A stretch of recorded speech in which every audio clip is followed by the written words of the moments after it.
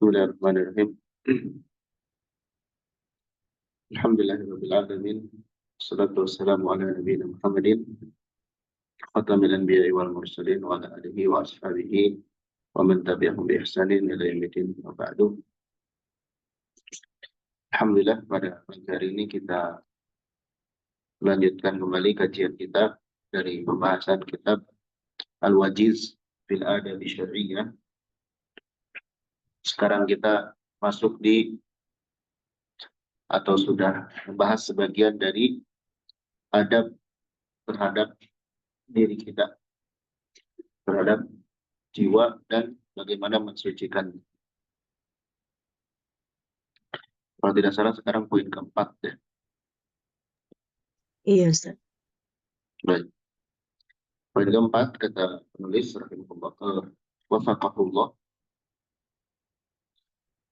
awalu khutwatin fi tazkiyatin nafsi wa salahiha islahul qalbi hatta yakuna qalban thayyiban tahiran nadhifan. Awalu khutwatin, langkah pertama,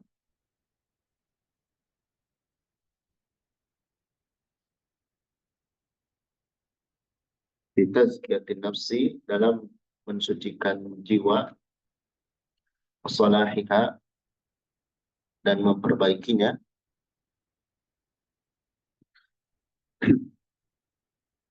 Apa yang harus dilakukan?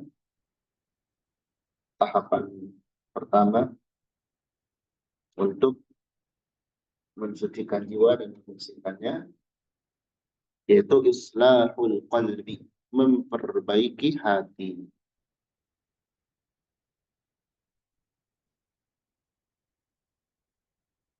Memperbaiki hati.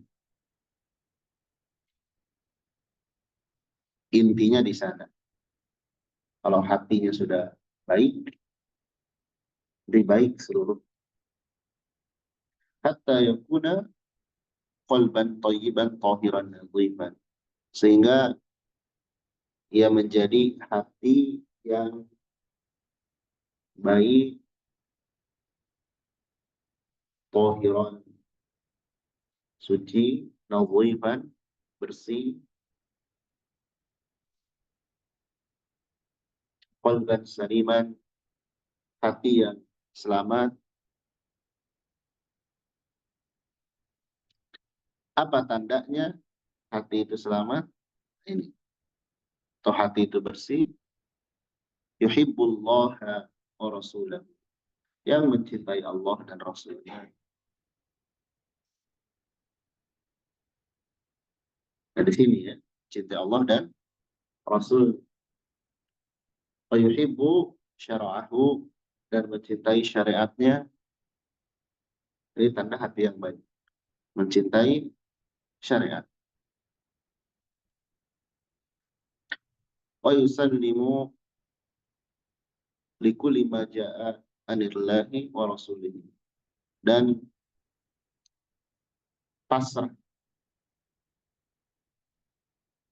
menerima seluruh yang datang dari Allah dan Rasul. Nah, ini kadang sebagian manusia berat dalam hal ini. Kalau ngaku mudah, saya cinta Allah, saya cinta Rasulullah, ngaku jadi orang baik mudah. Tapi kenyataannya, lihat dia benar nggak tunduk terhadap syariat yang datang dari Allah dan Rasul. Kadang ketika dijelaskan hukum halal haram atau yang lainnya, susah untuk taslim, untuk menerima susah. Maka hal tersebut tidak lain karena hatinya yang ada sesuatu, penyakit. Ya. Kalau hati seorang itu bersih, dia akan mudah menerima hal tersebut. Wala yuraddu dalika bisyubuhat aw syahawat aw tarakhusat, dan tidak akan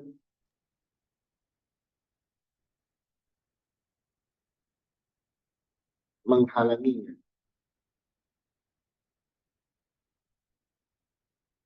baik dengan syubhat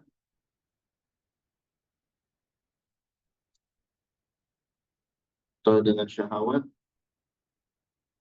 atau dengan kemudahan-kemudahan.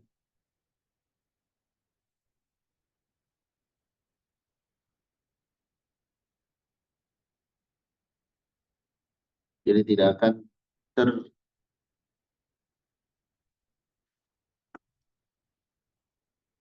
atau dia tidak akan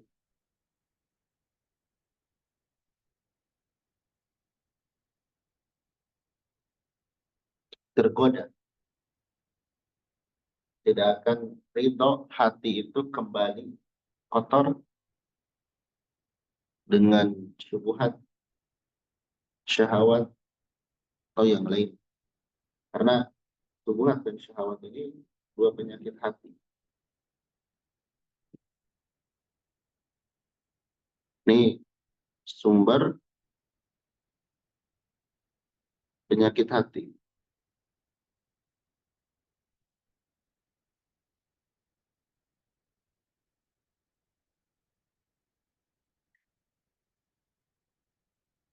Faiza salahal qalbu, maka apabila hati telah beres hati,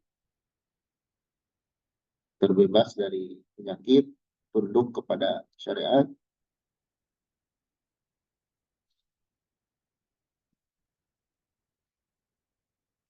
tabiatku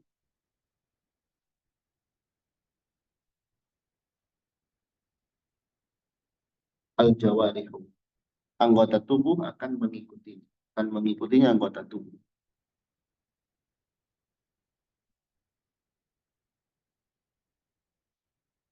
Kalau hatinya baik, anggota tubuh yang lain pun akan baik. Makanya ada sebagian perkataan dari salaf, tidak akan istiqomah hati kalau tidak istiqomah lisan, atau tidak akan istiqomah lisan kalau tidak istiqomah hati. Artinya perbuatan kita, lisan kita, atau ya perbuatan kita secara umum itu sangat berkaitan erat dengan hati kita. Kenapa orang jahat? Ya hatinya jahat.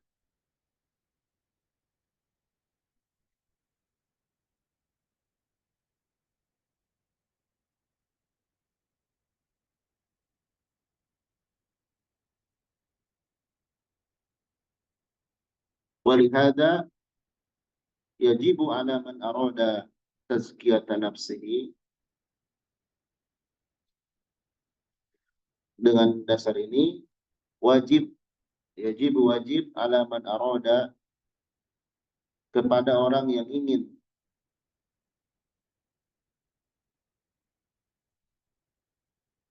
tazkiyata nafsihi, membersihkan dirinya, an yahtamma, agar mementingkan perhatian bisolahi qalbihi, kebaikan hatinya. Ya. Fa'inal qalba, sungguhnya hati, idza salaha, apabila beres, tabiatul jawarih, anggota badan akan mengikutinya. Hati itu ibarat pemimpin. Wa idza fasada, apabila dia rusak, tabiatul jawarih, anggota tubuh pun akan mengikutinya.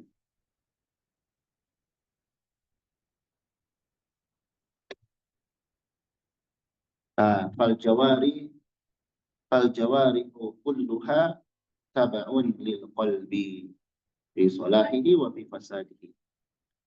anggota tubuh seluruhnya tabaun, mengikuti lil qalbi, terhadap hati, fi salahihi wa fi fasadihi, baik dalam baiknya, dalam beresnya maupun rusaknya. Jadi anggota tubuh baik atau buruk, benar atau salah, bagus atau rusak, itu tergantung hati. Maka introspeksi selalu hati kita dari penyakit-penyakit, penyakit kekufuran, kesombongan, ya, atau yang tadi syubhat dan syahwat.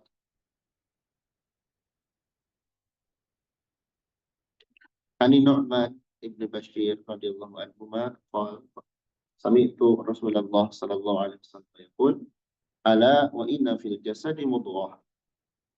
Ketahuilah sungguhnya dalam jasad itu ada segumpal daging. Idza salahat salahal jasadu kullu. Apabila daging tersebut baik, maka baik juga jasad seluruh.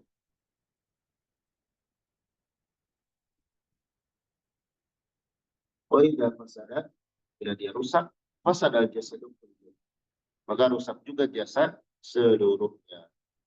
Ala wa hiya al-qalbu. Ketahuilah bahwasanya dia adalah al-qalbu.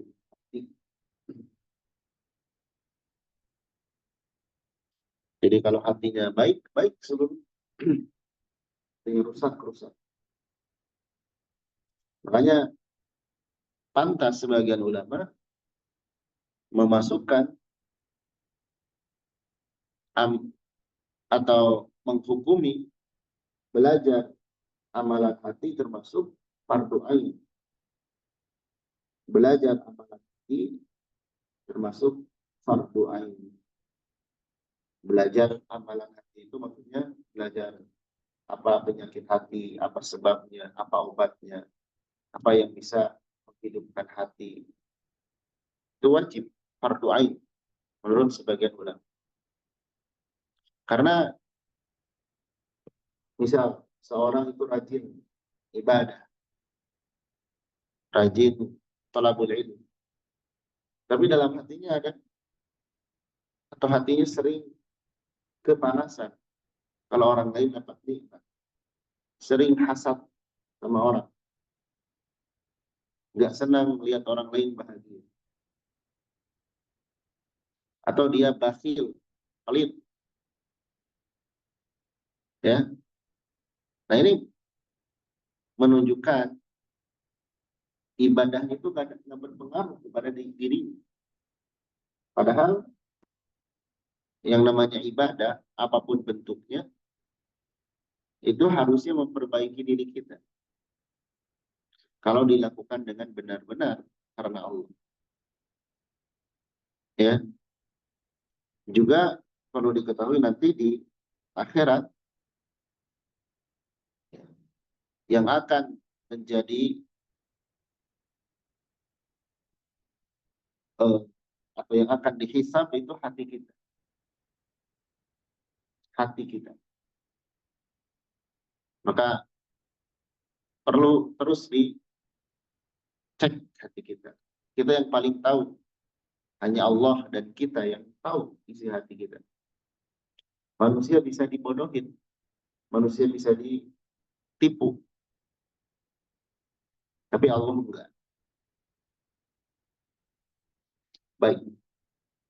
Yang kelima, tahsulu tazkiyatun nafsi wa tarbiyatuha. Tahsulu akan tercapai kebersihan hati dan mendidiknya min haitsul amal, dari sisi amal, bisuluki martabatain, dengan cara martabatain, dua tahapan, dua tingkatan. Nah, ini diantara cara membersihkan hati.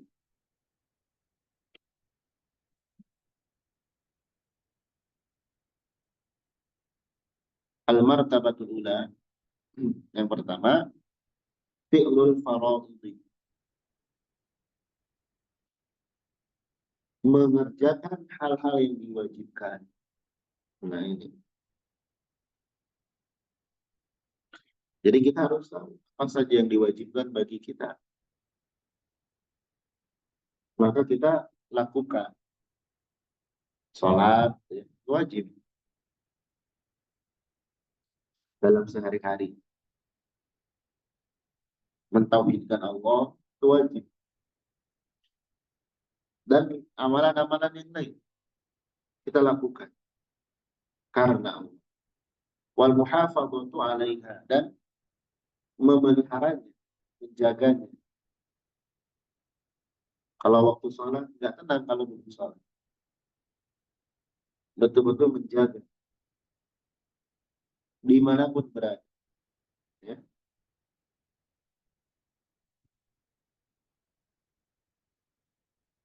Fatakmiluha ma'amkana, dan menyempurnakannya semampu mungkin. Min jami'i jawanibiha, dari seluruh aspeknya. Rukun dan syaratnya terpenuhi. Disempurnakan semampu. Nah, itu dalam melakukan hal yang diwajibkan. Watarkul muharramat, meninggalkan apa-apa yang diharamkan. Watajannubuha bil kulliyah, dan menjauhinya secara total.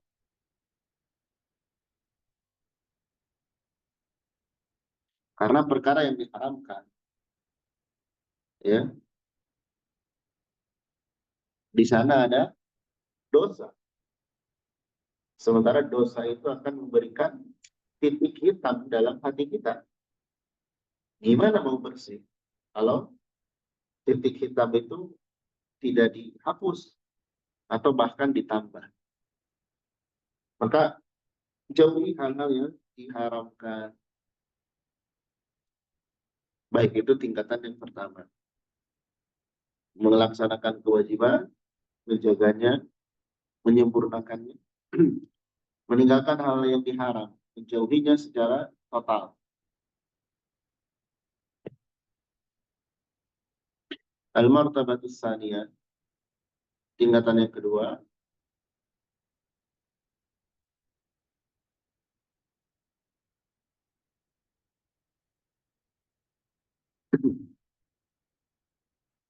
fi'lul nawafil, mengerjakan amalan yang sunnah.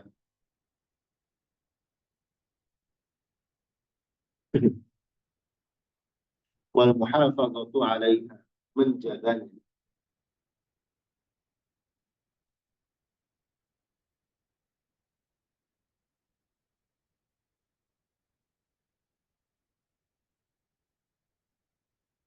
Wa taqmiluha ma amkana min jami'i jawanibi, menyempurnakannya semampu dia dari seluruh aspeknya. Walaupun amalan sunnah.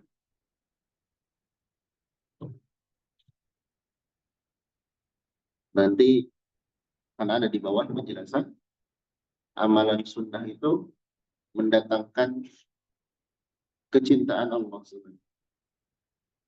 Mendatangkan kecintaan Allah Subhanahu.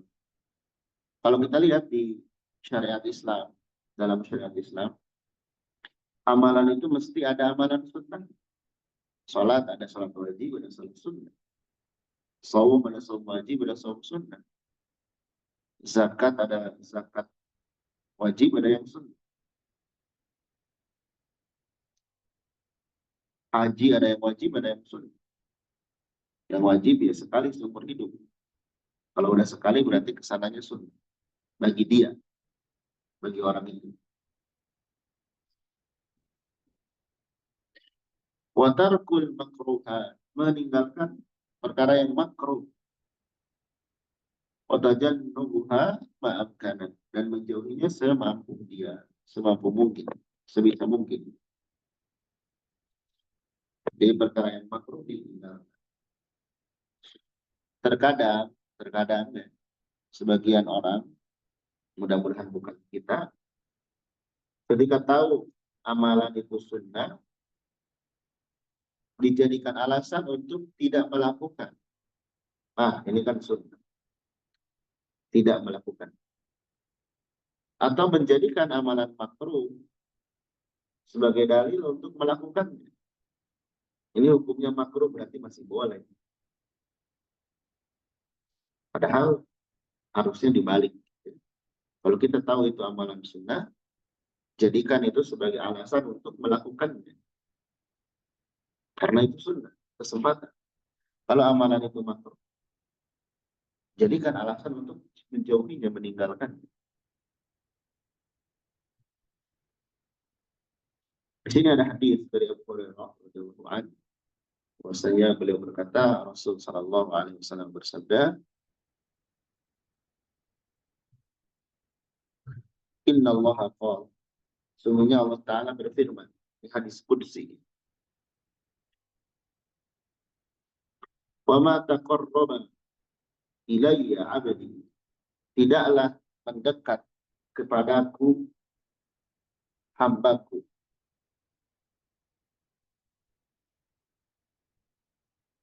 tidaklah hambaku mendekat kepadaku, kata Allah, bisyai'in, dengan sesuatu, ahabba ilayya, yang paling aku cintai, mimma aftaradtu alaihi, daripada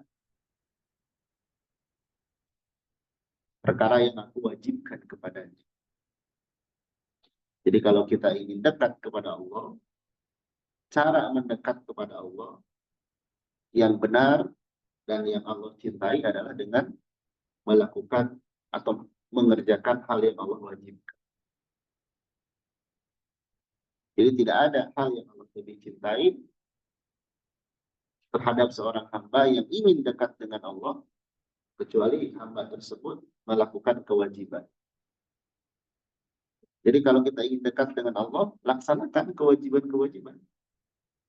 Tidak perlu ada amalan-amalan yang lain yang di luar syariat. Laksanakan aja yang diwajibkan.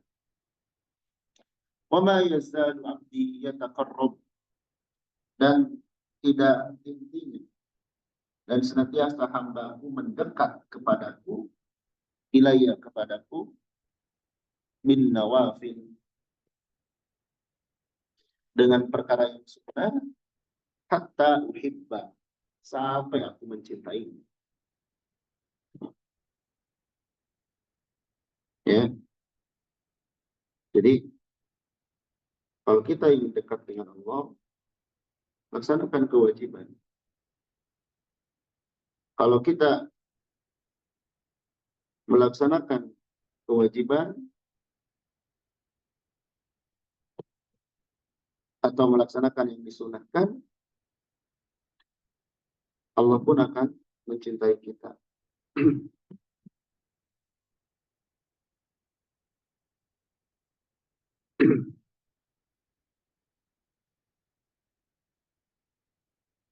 Baik, yang kelima. Jadi ada dua martabat: melakukan kewajiban, menjauhi yang diharamkan, melakukan yang disunnah, dan meninggalkan yang makruh. Ini orang termasuk yang sabiqun bil khairat. Anda izin dulu.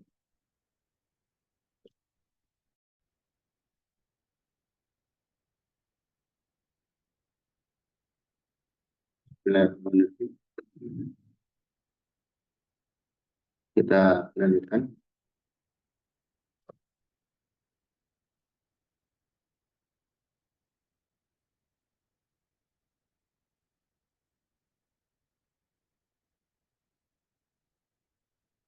Tadi dua level secara umum untuk meraih kebersihan hati. Kemudian yang keenam, tahsulu tazkiyatun nafsi ala tafsil tercapai kebersihan jiwa alat tafsil dengan detail, dengan rinci, bisuluki khomsi maratib, dengan menempuh 5 tingkatan. Tadi secara umum ya, mengerjakan yang wajib, meninggalkan yang haram, mengerjakan yang sunnah, meninggalkan yang makruh. Sekarang ada lagi yang detailnya. Ada 5. Kata penulis ada 5.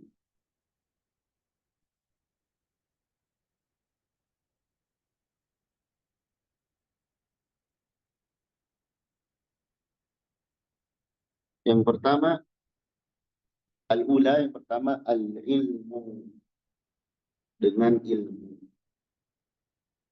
Makanya harus belajar. Belajar menuntut ilmu itu hukumnya wajib. Melaksanakan kewajiban dengan menuntut ilmu. Ya, nggak mungkin seorang itu bisa menjadi baik kalau tidak punya ilmu, kalau tidak rajin mengaji. Kalaupun baik, ya baiknya baik SOP, baik sementara. Karena tidak mungkin seorang itu mencapai jiwanya yang baik kalau tidak punya ilmu. Sehingga ketika kita belajar ilmu agama dengan berbagai macam cabangnya, niatkan juga untuk memperbaiki diri kita. Bukan sekedar supaya pintar, supaya banyak pengetahuan. Tapi gimana supaya ilmu tersebut bisa menjadi diri kita lebih baik lagi. Gak mesti lebih baik dari orang lain. Minimal lebih baik dari diri kita yang sebelum. Lebih baik dari diri kita yang sebelum. Kita terus berubah menjadi lebih baik lagi. Sampai Allah wafatkan. Sehingga ketika nanti kita bertemu dengan Allah, kita membawa hati yang bersih, yang selamat. Dengan demikian, menuntut ilmu itu tidak boleh terhenti sampai kita wafat. Betapapun usia kita, kesibukan kita, status kita, tidak boleh berhenti dalam belajar. Apalagi di zaman sekarang ya, banyak cara untuk dapat ilmu. Maka kita temui. Jadi yang pertama dengan ilmu. Wadzalika bima'rifati malin nafsi wa ma'alaiha. Yaitu dengan mengetahui malin nafsi, apa yang manfaat untuk diri. Malin nafsi, apa yang manfaat untuk diri. Wa ma'alaiha, dan apa yang madarat, yang mencelakakan, yang buruk untuk diri. Dengan belajar kita tahu mana yang benar, mana yang salah. Itu manfaat untuk diri kita. Kita jadi tahu mana dosa, mana maksiat. Itu yang membahayakan kita. Yang manfaat kita ambil, lakukan, pertahankan. Yang madarat, yang bahaya, kita jauhi, tinggalkan. Ya. Nah itu dengan ilmu. Wa ma'rifatil wajibat wal muharramat. Mengetahui kewajiban-kewajiban dan pengharaman-pengharaman. Itu dengan ilmu. Gimana tahu kita ini wajib, ini haram, kalau nggak belajar?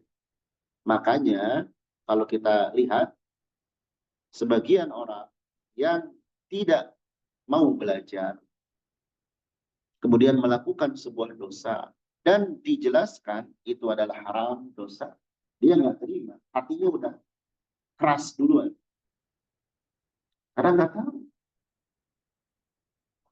Sehingga orang yang bertambah usia tapi tidak bertambah ilmu, maka akan bertambah ego. Idealnya atau harusnya seorang itu nambah usia, nambah ilmu. Sehingga makin lembut hatinya, makin takut kepada Allah, makin rajin ibadah, makin sedikit angan-angan terhadap dunia. Begitu seharusnya hidup. Sehingga ketika usia mencapai 40 tahun, 50, 60 tahun, sudah betul-betul fokus dengan akhirat. Tidak semakin mengejar dunia. Bukan berarti nggak bekerja, tetap mencari nafkah wajib. Tapi bedakan antara mencari nafkah untuk mempertahankan kehidupan dengan mencari nafkah. Karena ambisi ingin berpoya-poya di dunia. Dengan ilmu bisa tahu yang wajib dan yang haram. Wal masnunat wal makruhat, tahu yang disunahkan dan yang dimakruhkan. Itu dengan ilmu. Dan agama kita, agama Islam ini agama ilmiah. Segala sesuatunya ada dasarnya. Agama Islam ini agama ilmiah. Tidak bisa seorang itu mengada-ngada dalam agama, membuat-buat atau semaunya. Aturannya jelas, lengkap. Ya, tinggal kita belajar. Baik. Wabil jumlah, cara kesimpulan, fala budda min ma'rifatin nafsi. Maka seharusnya dari mengetahui diri. Diri harus mengetahui bima yuriduhullah minha, terhadap apa yang Allah inginkan darinya. Jadi diri kita ini harus tahu yang Allah inginkan dari diri kita itu apa. Itu yang paling penting. Bukan yang kita ingin itu apa, bukan. Ya. Jadi kita harus tahu sebetulnya keinginan Allah terhadap kita itu apa. Allah nggak butuh ibadah kita, nggak butuh. Tapi kita sebagai seorang hamba berbakti kepada Rob kita. Kita harus tahu gimana caranya. Karena kalau kita tahu, di sanalah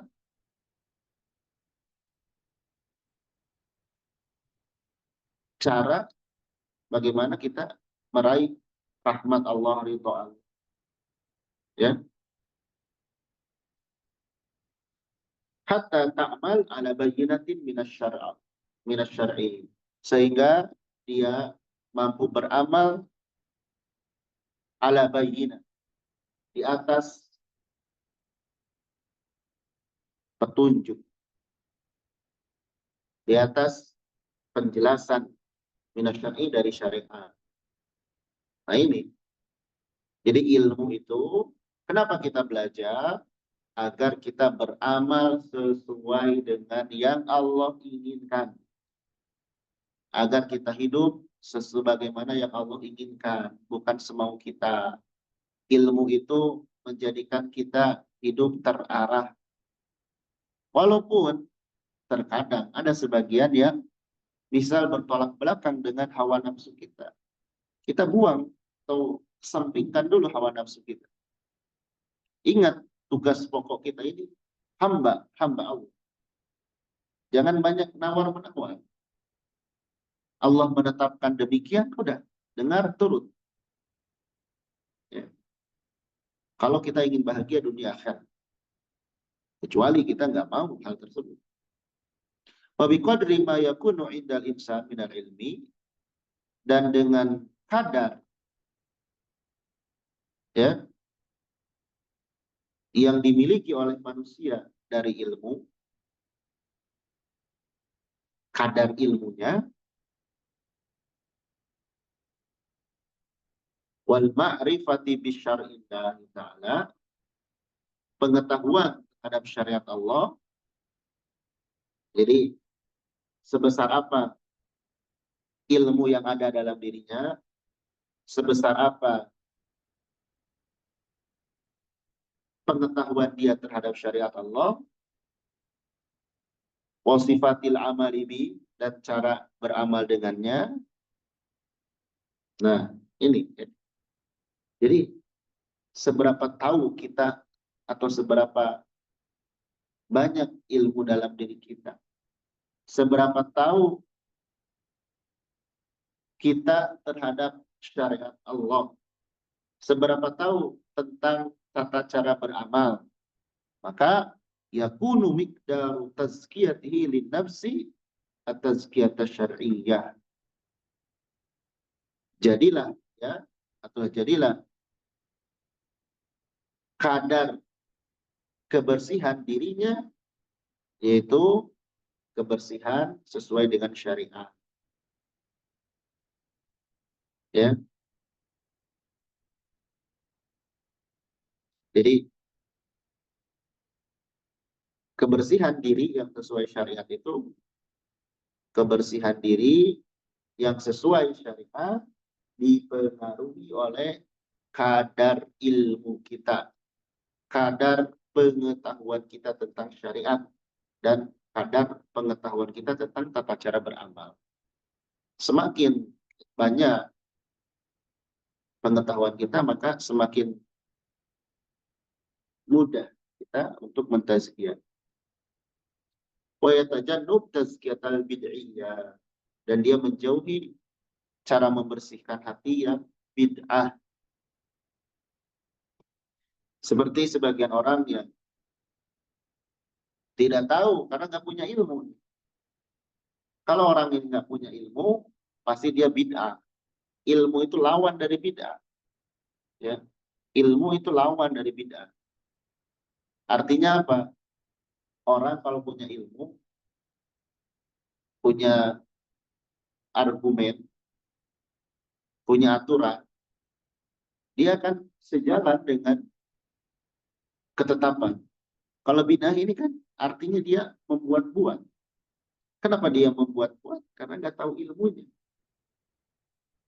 Dan ini perkara yang merusak agama.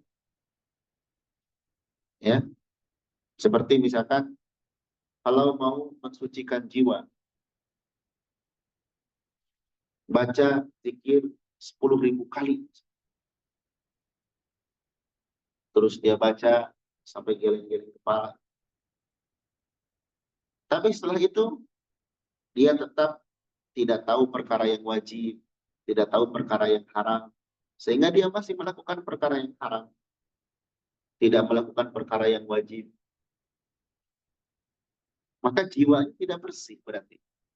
Kalau jiwanya bersih, dia akan meninggalkan hal yang haram. Jadi ilmu agama sangat berperan besar terhadap kebersihan jiwa. Dan niatkanlah ketika kita belajar ilmu agama, niatkan untuk membersihkan diri kita agar kita ini benar dalam ibadah. Asaniyah yang kedua, al-mujahadah. Bersungguh-sungguh memaksa diri. Fazalika bitarbiyatin nafsi, yaitu dengan mendidik diri, wa mudafa'atiha, dan mendorong lil amal, untuk beramal. Harus dipaksa diri kita ini. Bima alimathu, dengan apa yang dia ketahui. Mimma amarallahu bihi wa rasuluhu sallallahu alaihi wasallam, dari apa-apa yang telah Allah perintahkan dan Rasul. Jadi didik diri kita untuk mengamalkan ilmu kita. Didik diri kita untuk mengamalkan apa-apa yang Allah perintah dan apa-apa yang Rasul perintah. Ya. Bukan sekedar tahu ini boleh, ini tidak, tapi didik diri kita, paksa diri kita untuk melakukan. Kalau amalan taat, paksa diri kita untuk melakukan. Kalau malas. Kalau yang dosa, paksa diri kita untuk meninggalkan. Ya. Au naha anhu Allahu wa rasuluhu sallallahu alaihi wasallam. Atau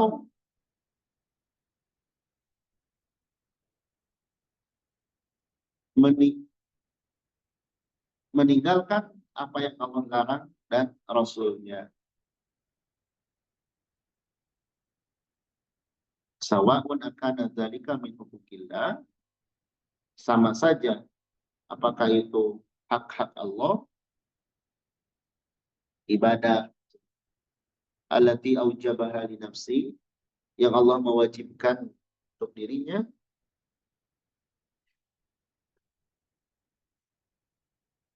paksa untuk ibadah. Am minal hukuki, atau dari hak-hak allati aujabaha li ba'di khalqihi, yang Allah wajibkan untuk sebagian makhluk.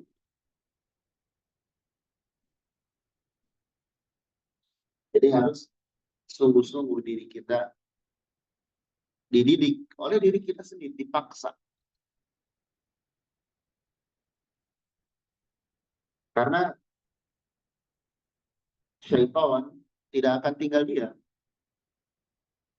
Kan di antara sumpah syaitan itu, la'aqudanna lahum siratal mustaqim.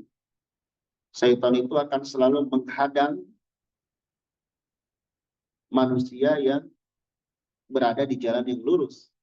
Syaitan itu akan berusaha memalingkan manusia yang berada di jalan yang lurus. Makanya untuk menjadi orang baik itu kadang banyak cobaan. Tapi tenang, cobaan tersebut hanya berlangsung di dunia. Di akhirat sudah kita tenang. Makanya istirahatnya orang beriman itu ketika kematian.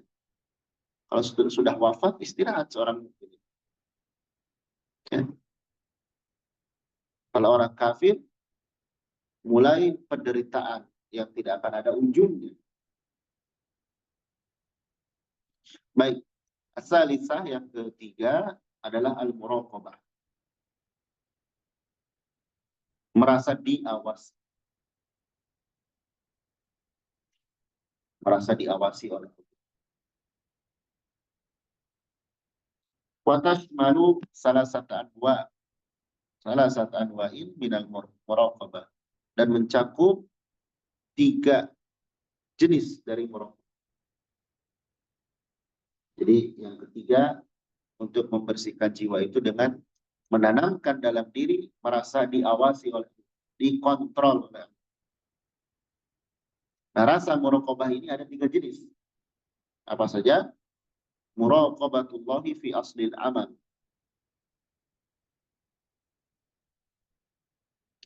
Merasa diawasi oleh Allah di dalam inti amal.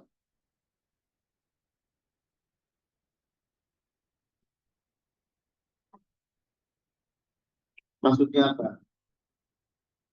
Fa'idha kana ma'muran bihi, apabila amalan tersebut diperintahkan.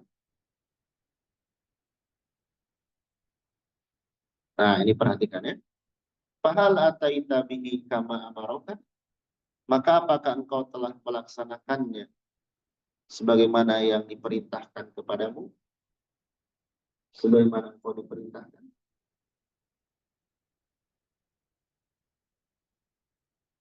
Ya.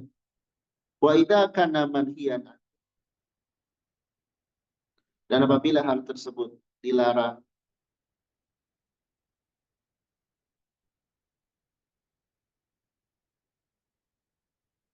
faturaqibullah alla ta'lamahu,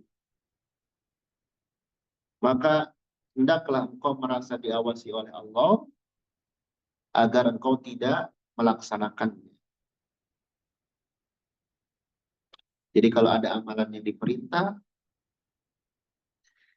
kita laksanakan sesuai dengan yang diperintah. Kalau amalan itu yang dilarang, maka ingat Allah mengawasi kita, sehingga kita tidak jadi mengamalkannya. Tidak mengamalkan. Watahdharu minhu, dan berhati-hati, waspada dari Allah. An yafkidaka haitsu amaraka, Allah kehilanganmu ketika Allah memerintahmu. Allah merintah sholat, Allah nggak melihat kita sedang sholat. Allah merintah kita berbuat amal soleh, Allah tidak melihat kita sedang beramal soleh. Aw yaraka haitsu nahaka. Atau justru Allah melihatmu ketika Allah melarang.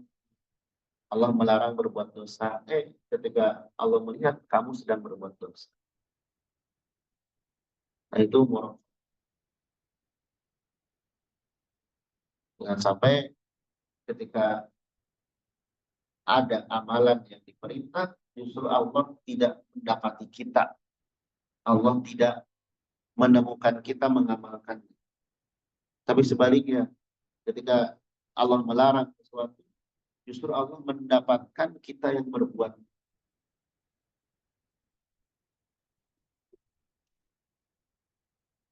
Ya. Baik, kemudian yang kedua,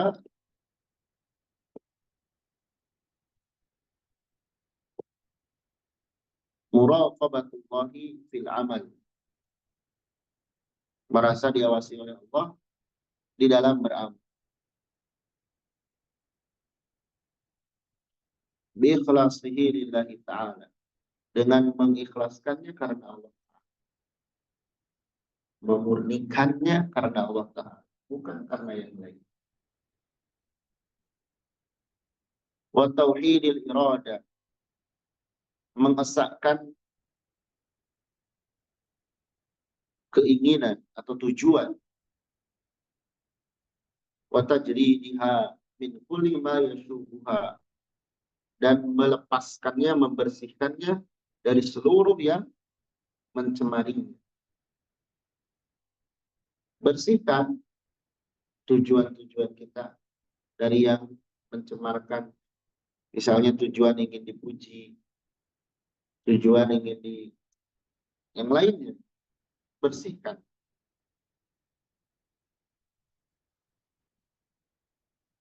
Faidah kana ma'muran bihi. Apabila amalan tersebut diperintahkan,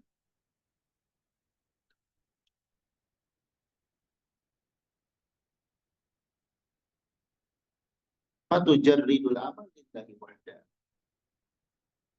Maka bersihkanlah amalan tersebut karena Allah semata.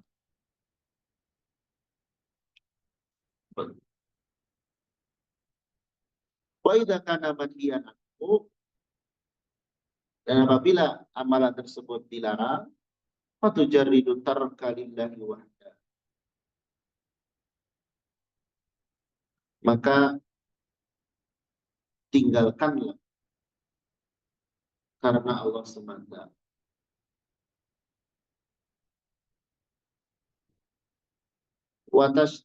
Watastash'ir, dan tanamkanlah,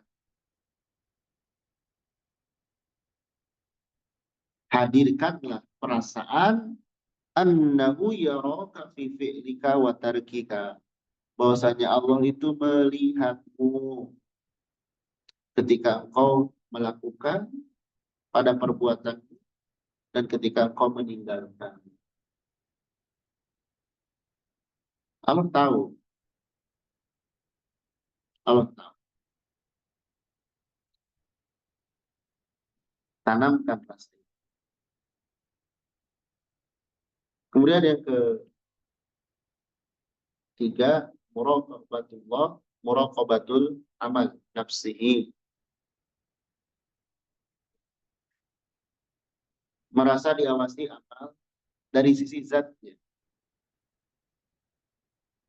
Maksudnya apa? Min haitsu wafaqatuhu li syariatin Nabi sallallahu alaihi wasallam.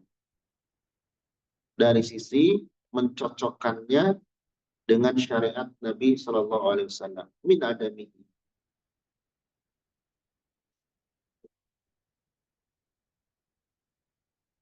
Dari ketidakadaannya. Maksudnya jangan sampai amalan kita ini nggak sesuai dengan syariat. Wahada ma yusamma bitauhidil mutaba'ah. Ini adalah mengesahkan dalam hal mutaba'ah.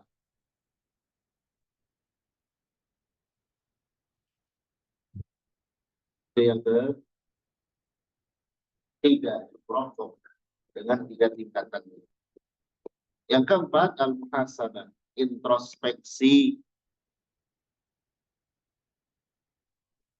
Wadzalika bisu'alin nafsi, yaitu dengan bertanya kepada diri. Hal qomat bil amal, apakah telah melaksanakan amalan? Sudah melaksanakan belum? Tanya diri kita. Jangan menghitung orang lain dulu, diri kita. Sudah beramal belum? Wa idza qamat bihi hal kana lillah. Dan apabila sudah melaksanakannya, apakah amalan itu karena Allah?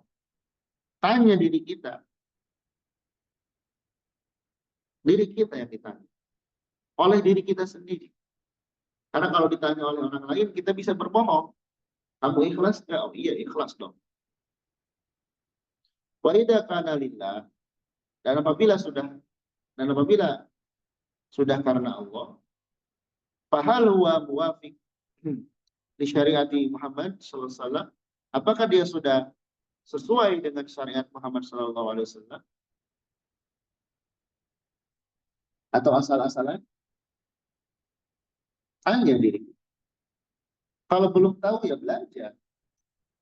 Saya belum tahu gimana syariat Nabi, ya belajar. Wa idza kana muwafiqan, dan apabila sudah sesuai, fahal atat bihi al akmalil wujuh, apakah engkau melaksanakannya dalam bentuk yang paling sempurna? Nah, gitu. Jadi tanya, sudah beramal belum? Oh, sudah. Karena Allah? Tidak. Oh, insya Allah karena Allah. Itu kita yang nanya kepada diri kita. Sudah sesuai dengan syariat Nabi? Sudah. Sudah sempurna belum dalam melaksanakannya? Itu tanya diri kita. Wahakadha fi manu nuhiyat anhu. Begitupun terhadap perkara yang dilarang. Hal tarokathu.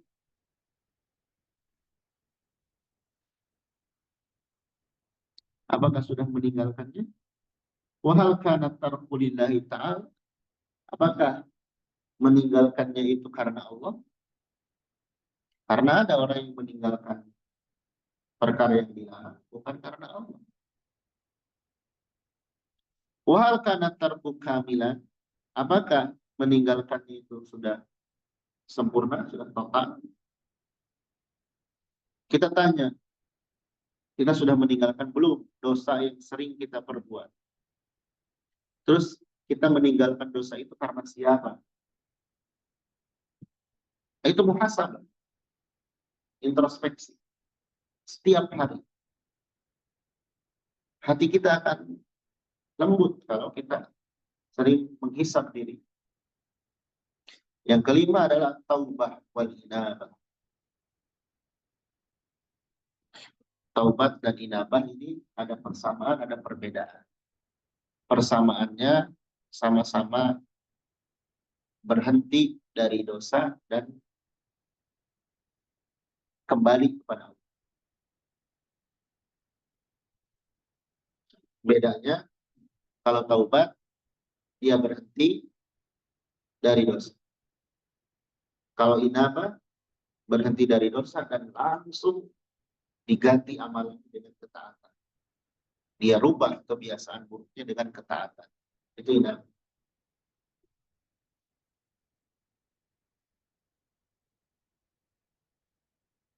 Karena ada orang yang tobat, tapi amalannya masih kendor. Ada.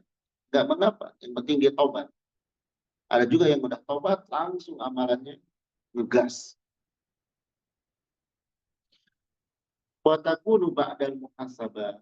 Dan taubat itu setelah muhasabah.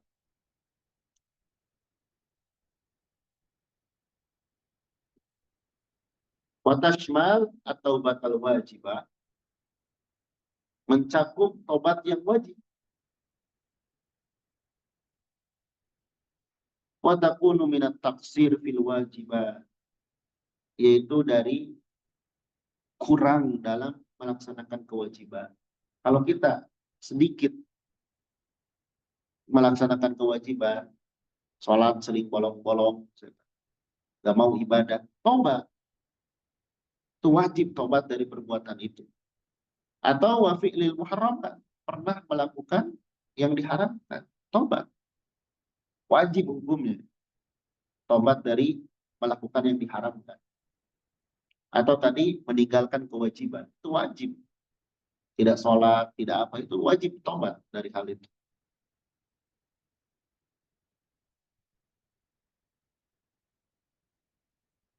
Atau pernah melakukan dosa, wajib berhenti. Kama tashmal taubatal mustahabbah, sebagaimana mencakup taubat yang sunnah. Apa taubat yang sunnah? Yaitu watakunu minat taksir fil mustahabbat. Yaitu dia kurang dari melakukan perkara sunnah. Wa fi'lil makruhat, dan mengerjakan yang makruh. Harus taubat juga.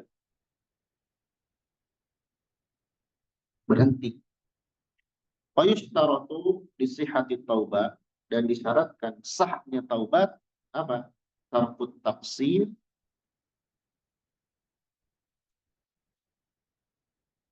meninggalkan kekurangan, keburukan, ya,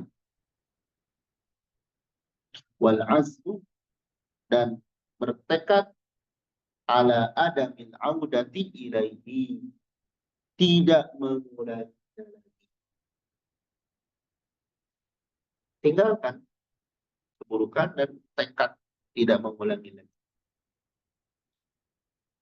Itu 5 tingkatan yang rinci, ya. Itu harus belajar. Setelah belajar, paksa diri kita sungguh-sungguh. Kemudian yang ketiga, merasa diawasi. Yang keempat, introspeksi. Dan yang kelima, taubat kepada Allah Subhanahu wa Ta'ala.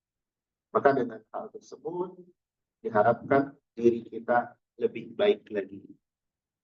Baik, kurang lebihnya mohon maaf. Semoga yang sedikit bermanfaat. Barakallahu fikum. Subhanakallah wa bihamdik. Asyhadu an la ilaha illa anta, astaghfiruka wa atubu ilaik.